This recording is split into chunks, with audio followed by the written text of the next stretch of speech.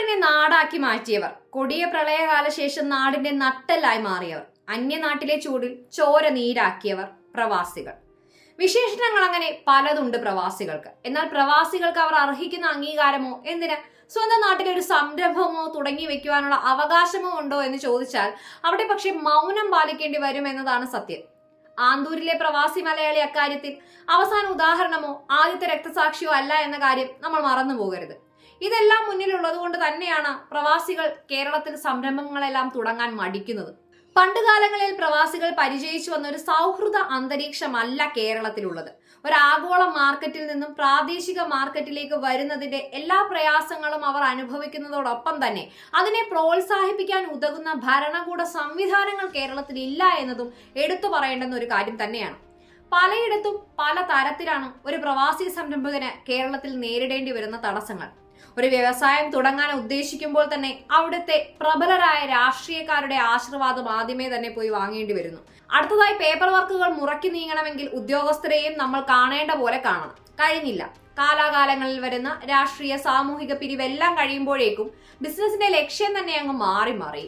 മടങ്ങിയെത്തുന്ന പ്രവാസികൾ മുന്നോട്ടുള്ള നീക്കുപോക്കിനായി അല്ലെങ്കിൽ ഒരു വിശ്രമ ജീവിത സമയത്ത് ഒരു താങ്ങിനായാണ് പലപ്പോഴും സംരംഭങ്ങൾ തുടങ്ങുവാൻ ശ്രമിക്കുന്നതും ആഗ്രഹിക്കുന്നതും. എന്നാൽ അവിടെയും തടയിടുന്ന ഒരു സിസ്റ്റമാണ് നമ്മുടെ നാട്ടിൽ നിലവിലുള്ളത്. അങ്ങനെയെങ്കിൽ മടങ്ങിയെത്തിയ പ്രവാസികളുടെ പുനരധിവാസം എന്ന പേരിൽ കാര്യമാത്ര പദ്ധതികളെല്ലാം പ്രഖ്യാപിച്ചിട്ടുണ്ടെങ്കിലും ആ പ്രഖ്യാപിത പദ്ധതികൾ ഒന്നും തന്നെ പൂർണ്ണ ഫലപ്രാപ്തിയിൽ എത്തിക്കുവാൻ ഇക്കാലഘട്ടങ്ങളിലെ സർക്കാരിന് കഴിഞ്ഞിട്ടുണ്ടോ എന്ന് ചോദിച്ചാൽ അതുമില്ല എന്ന് തന്നെ പറയാം. അങ്ങനെയെങ്കിൽ മടങ്ങിയെത്തുന്ന പ്രവാസികൾ എന്താണ് ചെയ്യേണ്ടത്? ഉത്തരമില്ലാത്ത ചോദ്യം തന്നെയായി മാറുകയാണതും. മണലാരണ്യങ്ങളിൽ പോയി കഷ്ടപ്പെട്ട് പണമുണ്ടാക്കി നാട്ടിൽ വന്ന് എന്തെങ്കിലും ഒരു സംരംഭം തുടങ്ങുവാൻ ശ്രമിക്കുകയും അങ്ങനെ ശ്രമിക്കുമ്പോൾ ഉദ്യോഗസ്ഥർ, രാഷ്ട്രീയ പാർട്ടികൾ, തൊഴിലാളികൾ തുടങ്ങിയ നിരവധി കീറാമുട്ടികളുമായി കെട്ടിമറിഞ്ഞ് പൊരുതേണ്ടി വരികയും ചെയ്യുന്നത് ചെറിയ കാര്യമല്ല.